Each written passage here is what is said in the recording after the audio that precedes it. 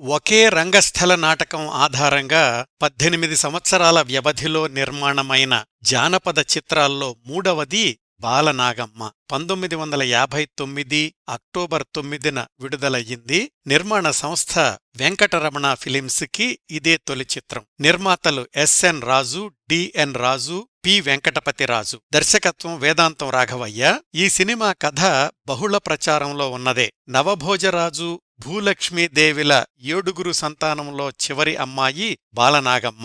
శాపవశాత్తు నాగేంద్రుడి కాటుకి బలై భూలక్ష్మీదేవి మరణిస్తుంది. రెండో పెళ్లి చేసుకున్న నవభోజరాజు భార్య మాణిక్యాంబ 7గురు ఆడపిల్లల్ని చంపమని భర్తతో అడవులకు పంపిస్తుంది. కాని ఆ పిల్లలు భూలక్ష్మీదేవి అదృశ్య శక్తి వల్ల అడవిలోనే పెరిగి పెద్దవాళ్లవుతారు. మేనమామ 7గురు కొడుకులు ఈ 7గురు అక్కచెల్లెళ్లను పెళ్లి చేసుకుంటారు. బాలనాగమ్మ భర్త కార్యవర్ధిరాజు. బాలనాగమ్మ నిండు చూలాలుగా ఉన్నప్పుడు కార్యవర్ధిరాజు గండికోట యుద్ధానికి వెళ్లాల్సొస్తుంది. బాలనాగమ్మకు బాలవర్ధిరాజు జన్మిస్తాడు.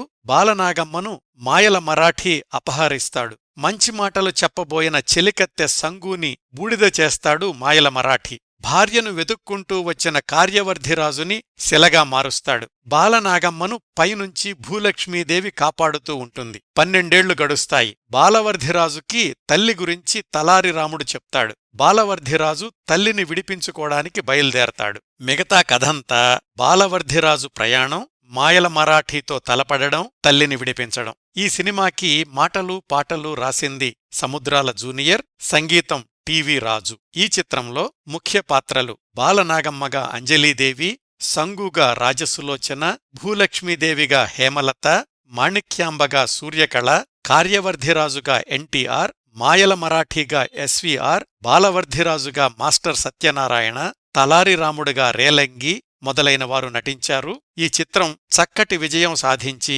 శతదినోత్సవం కూడా చేసుకుంది.